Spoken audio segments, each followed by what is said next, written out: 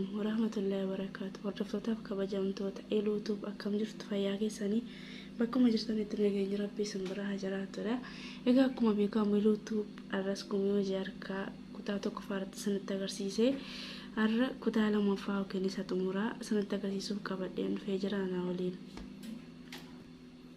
Egaa akkuma beekamu kutaa tokkoffaa hanga asitti isinitti agarsiisee jira. Amma kutaa lammaffaa yookiin isa xumuraa akkamitti akka xumuraan isinitti agarsiisa. Turtii gaarii. Egaa hojii keenya irratti bakka kana geenye jirra. Bakka dizaayinii sii kana geenye irra dizaayinii sii kana akkamitti akka itti baafan suuraa anaanaasii yookiin filaaworaa fakkaattuun haala kamiin akka itti baafan isinitti agarsiisuuf jalqabeen jira. Asirratti kun zuurii tokko dheetanii jira. Zuurii lammaffaa irratti akkuma argitanii sansalata lama dhaadheen qaba. Ergan sansalata lama dhaadhee bakka sila jalqabe irra gatiin gee kirooshii qorratuun maratiin fidee as keessa bakka jalqaba sansalata sadii wal keessa mataa isaarraan haala kanaan fudhadhaa jechaadha.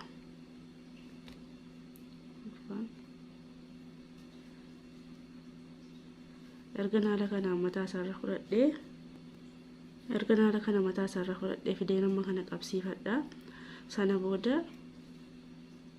amma kan dhaannu bakka sila double crochet lama boolla tokko double crochet lama boolla tokko double crochet 6 dhaannee qabna boolla 3 keessatti.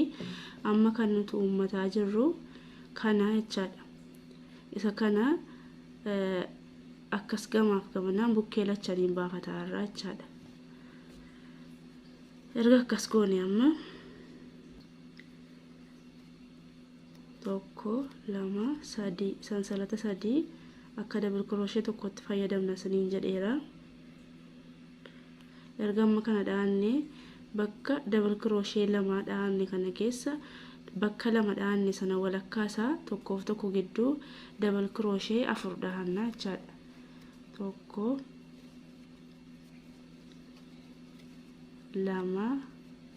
lama roodhaanne kaanuu sansalata tokko gidduutti dhaanna. Sana booda ammas crochet keenya irra marree achuma keessa lama dabalanna jechaadha. Tokko lama amma meeqa nuute sila double crochet lama boolla tokko keessatti dhaanee amma immoo double crochet 4 boolla tokko keessatti dhaanne jechaadha. Sana booda sansalata sadii dhaanna. Tokko lama sadii sansalata sadii erga dhaanne bakka kana double crochet lama boolla tokkotti kan dhaanne qabna. Kanaafuu isarra tarkaanfannee finnee double crochet lama walakkaa dhaanna. Lamarra tarkaanfannee lama sagamaa keessatti dhaanna jedha sadaarii. Tokko lama erga dhaanne sansalata lama ammas achuma boolluma sana keessa double crochet lama dhaanna. Agartanii haala kanaan bakka sansalata sadii marsaa dhufu irratti dizaayinii biraatti baafannaa jechaadha. Sana booda tokko lama sansalata lama erga dhaannee ammasii kana hirrisaa jirra jechaadha. Kun bakka kanarra isii kana hirrisaa jirra jechaadha. Isii bifa anaanaasii fakkaattu kana dizaayinii isiitiin hirrifataa deemna. Erga akkas goone sansalata lama erga dhaannee crochet keenya irra akkasitti ummariin finnee boolla sii jalqabaa kanarra tarkaanfannee kan lammataa kana keessa akkas fudhanna. Erga fudhannee haala kanaa walitti qabsiifanna. Agartanii sana booda tokko lama sadii sansalata sadii dhaannee boolla taantu keessa crochet keenya irra tummariin finnee asiin akkasitti galfannee fudhannaa jechaadha. Haala kanaan keessa baafanna. Ammallee tokko lama sadii sansalata sadii erga dhaanne ammas boolla taanu keessa qabsiifanna. Haala kanaan tokko lama sadii ammas boolla taanu keessa tokko lama sadii ammas boolla taanu keessa akkas qabsiifanna. Haala kanaan hirrifataa jirra jechaadha. Kana isiin dizaayiniin isiin kuni sansalata sadiitiyyuu dizaayinii kana nuuf uumte. malee bifa biraatiin dheetiin naamte jechaadha. Sansalata sadii jirutu dizaayinii kana nuuf uume jechaadha. Sana booda tokko lama sansalata lama argannaa adde amma bakka silaa geenyerra bakka double crochet lama boolla tokkotti dhaanne geenyerra amma immoo double crochet lama sana bakka lamatti qoonnee tokkoof tokko gidduutti double crochet afur dhaanna.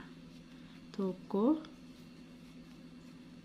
lama erga lama dhaanne sansalata tokko gidduu kaanna. Sana booda ammas boolluma sana keessa double crochet lama dhaanna.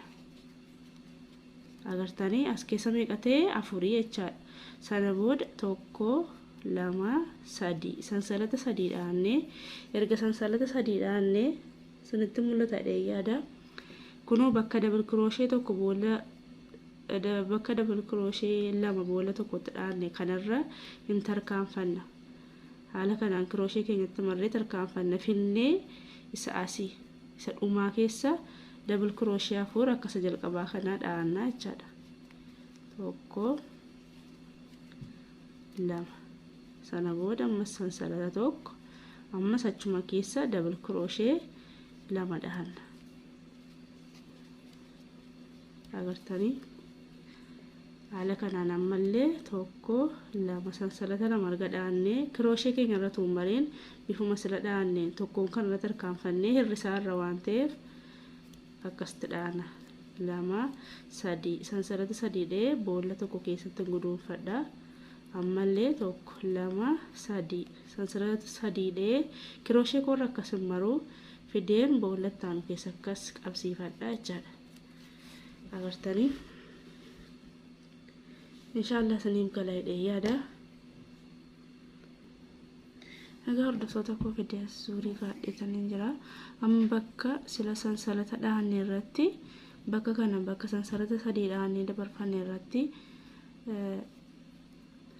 utuu achiin ga'een asirratti ammas akkuma sana double crochet afur boolla tokkotti dhaanne dabarfannaa jechaadha. Bifuma wal fakkaataatiin dhaama kun waan ta'eef double crochet afur boolla tokkotti dhaannaa jechaadha. Erga akkasitti dhaannee bakka sila sansalata sadii dhaannee dabarfanne keessatti double crochet 10 dhaannaa jechaadha. Amma boolla kana keessa bakka sansalata sadii dhaannee dabarfanne sana keessa double crochet 10 dhaannaa jechaadha. Lama sadii afur shan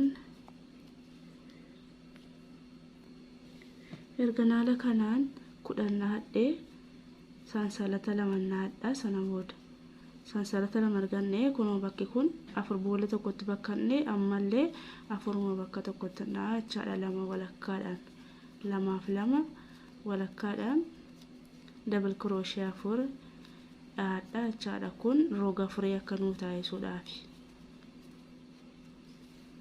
Erga naala kanaan godhee hamma isa kana hirrisataan jira. Tokko lama sansalata lama argannee crochet koorra tuummareen akkuma jalqaba sanitti meen haala kanaan akkuma silaatiin lama sadii sansalata sadii dhaanee boolla tokko keessa gashinaa jechaadha. Sansalata sadii boolla tokko sansalata sadii dhaanee boolla tokko keessatti galfanna hirrifataa irra waan ta'eef. Lama sadii haala kanaan bukkee lachaniin tokko tokko hirrifannaa jechaadha. Erga kana goonee sansalata lama dhaannee finnee bakka kana bakka silatti jalqabne geenyeerra haala kanaan akkas godhannaa jechaadha. Sana booda ammas double crochet afur boolluma tokko keessa dhaannaa. Erga haala kanaan ammas bakkuma sanatti double crochet afur bakka tokkotti dhaanneera roga siniin jedheera. Sansalata lama dhaannaa. Erga sansalata lama dhaanne amma crochet keenya akkasumarree bakka sila double crochet 10 boolla tokkotti dhaanetti amma immoo tokko tokko mataa isaarra dhaannaa jechaadha. Akka yeroo jalqaban sinitti himetti double crochet tokko tokko boolla tokko tokko irratti dhaanna mataa sanarra jechaadha. Bakka double crochet kudhan bakka tokkotti dhaanne irra immoo tokko tokko irratti dhaanna jechaadha. Kana jechuun kun akkasumas kanaati jechaadha. Jalqaba double crochet kudhan boolla tokkotti dhaanne sana booda tokko tokko irra keessa kanaatti dhaanne jechaadha. Amma ifama sansalata keenya erga dhaanne finnee bakka kanarratti haala kanaan double crochet afur boolla tokko keessatti dhaanna. Tokko lama sansalata tokko dhaanne ammas double crochet lama bakkuma sana keessatti dhaanna jechaadha. Agartanii sana booda tokko lama sansalata lama argannee ammallee tokko lama boolla lama irratti tarkaanfadhee kan sadaffaarra fideen double crochet afur dhaadhaa sittillee jechaadha. Double crochet afur dhaadhaa jechaadha. Sana booda ammas tokko lama sansalata lama argannee fidee dhuma kanarratti illee double crochet afur dhaadhaa jechaadha. Tokko lama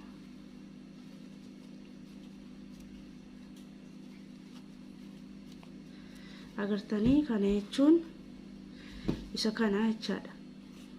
Akkuma nasitti akkas dhahee kun haaluma kanaan wal fakkaataadhaan wal ba'a jechaadha. Erga kana dhaanne amma sansalata lama dhaanne kun akkuma sinitti himee crochet keenya irra tummariin hirrifataa irraa jechaadha. Amma xumurarra jirra. Amma xumurarra jirra jechaadha. Sansalata sadii boolla taanu keessatti guduunfanna.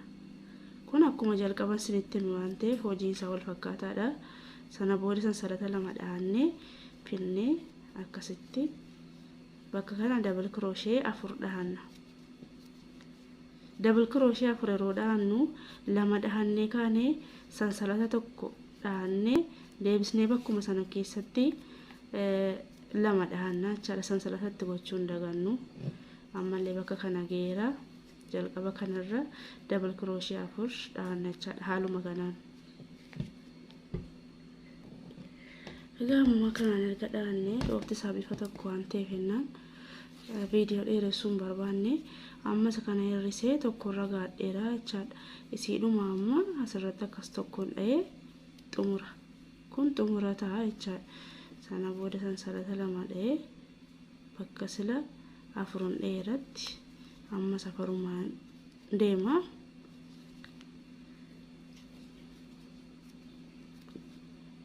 Kun akkuma jiruun akkuma silaatiin deema jechaadha. Kun bifa tokko waan ta'eef viidiyoo isaa guutuu isaatumaan dhawuu agarsiisu.